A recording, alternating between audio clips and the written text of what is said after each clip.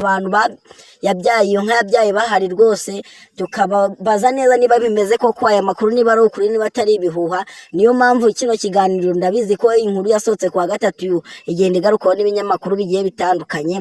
Niyo mpamvu nanjye naje hano nsesengura ikiganiro kugira ngo numve, namanje nategeza ngo ndebe koko niba ayo makuru ari ibihuha, kuko nanjye numvaga ari ibintu bidashoboka. Nibyo tugiye kurebera hamwe rero muri iyi video. Niba uri mushyashya kuri YouTube channel ndakwibutsa gukanda subscribe. Iyi ni Kibale TV zaze kugezaho amakuru atandukanye kandi mashyashya yizewe. Nibyo tugiye kureba. Let's go, welcome. Ibi ngibi rero byabaye ku itariki ya 15 kuri wa gatatu w'iki cyumweru, aho inka yaje kubyara abana babiri, umuhungu n'umukobwa. Ariko iyo nka imaje kubyara abo bana yahise yicwa iraribwa. Abantu bose bariye kuri iyo nka barafashwe, bose bajyana kwa muganga, nta numwe barafashwe bajyana kuri RIB. Barafunga, ubu ngubu baruhukiye muri sitasiyo ya RIB yo mu karere ka Gatsibo. Abo bana rero bakimara kuvuka, abantu bakibona ari abana baratunguwe cyane ndetse baratangara. Benshi ntabwo biyumvishaga ko ibyo bintu bishoboka.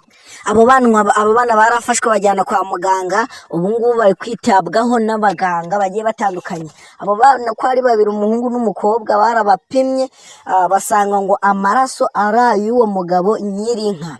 Abo bana rero bari muri ibyo bitaro byo mu karere ka Gatsibo mu murenge wa Ngarama, muri ibyo bitaro bya Ngarama, aho bari kugenda bitabwaho n'abaganga ku buryo bwose bushoboka. Bakaba bari handi bashyira impinja zavutse zinaniwe. Aya makuru rero atugeraho ku wa gatatu, ku mugoroba wo ku wa gatatu, ni amakuru yagiye agarukaho n'ibinyamakuru bigiye bitandukanye hano ngaha mu Rwanda. Abenshi bakavuga ko hari amakabya nkuru, ari ibintu bidashoboka. Gusa nyine natwe nibyo twagiye twibazaho, bamwe gatangira ngo ni amarozi n'ibiki nk'uko abantu benshi bakunze kubivuga. Natwe turategereza, turareba, dukora n'ubushakashatsi, ariko ndibuze kubabwira mu kanya koko niba umuntu byashoka ko intanga z'umuntu zavuka mu nka. Iyi nka rero yabyaye abo bana babiri, yahise yicwa, iribwa n'abantu bari baherereye muri ako gace bose. RIB yaraje irabafata ibajyana kuri sitasiyo yayo aho ngaho mu karere ka Gatsibo. Aba bana rero ko ari babiri bajyanye kwa muganga, bari kwitwagaho n'abaganga, ariko abantu benshi bari gushaka kubasura, abaganga bakabangira. N'abari kubaza amakuru, ubuyobozi bw'aho ngaho buri kubangira rwose. Gusa ngiye hariho navuganye iyo nka yavutse ahari rwose, ayangiye ko ari byo kandi ko ayo makuru ari ukuri, nta bihuha birimo. Iyo nka kose ko ari byo. Gusa nyine abo bana baruhukiye muri ibyo bitaro, ubwo nabwo turareba impamvu rwose batari kwerekana abo bana cyangwa ngo banabasure. Nitugira amahirwe tukaba twababona tuzababereka. Abo bana rero ni abana bavutse nk'abandi bana bose bisanzwe, bafite ingingo zose zuzuye z'abantu, ntabwo bafite nk'inka, nta n'igice na kimwe bafite kimeze nk'icy'inka. Ni abantu, umutwe ni abantu, mu maso ni abantu, amaguru hose ibice byose ni abantu. Ku buryo rero baje no gupima DNA basanga ari iz'uwo nyirinka.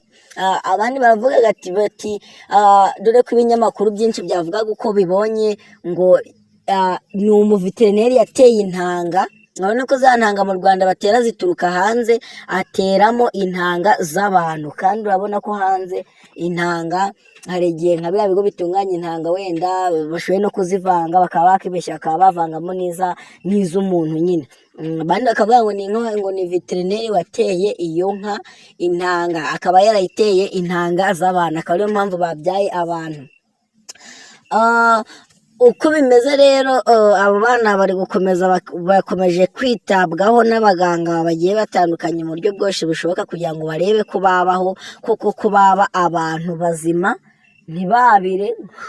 Ubwo ngubwo birumvikana, niba waratwitiye mu nka nyine, byanze bikunze uvutse ugomba kwabira, kugira ngo barebe se koko banabayeho, ku buryo nabo batazaza baraterwa ipfunwe ko babyawe n'inka.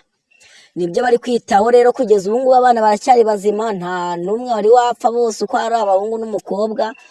Gusa icyamenyekanye ngo bapimye amaraso basanga ni ay'uwo mugabo nyiri iyo nka, bapimye amaraso ya DNA. ikindi kintu noneho amakuru yacu ndabona ari ahangaha agarukiye, ariko reka manze nababwira nk'uko nababwiye, se birashoboka ko umuntu yabyarana n'inka bigakunda? Hano ngaha amahirwe 60% birashoboka. Ati gute? Ikintu cya mbere kinyemeza ko bishoboye gushoboka, inka itwita amezi 9, sorry, n'umuntu agatwita amezi 9. uri kumva ko bose batwita igihe kingana. Inka igira nyababyeyi ariko n'umuntu agira nyababyeyi.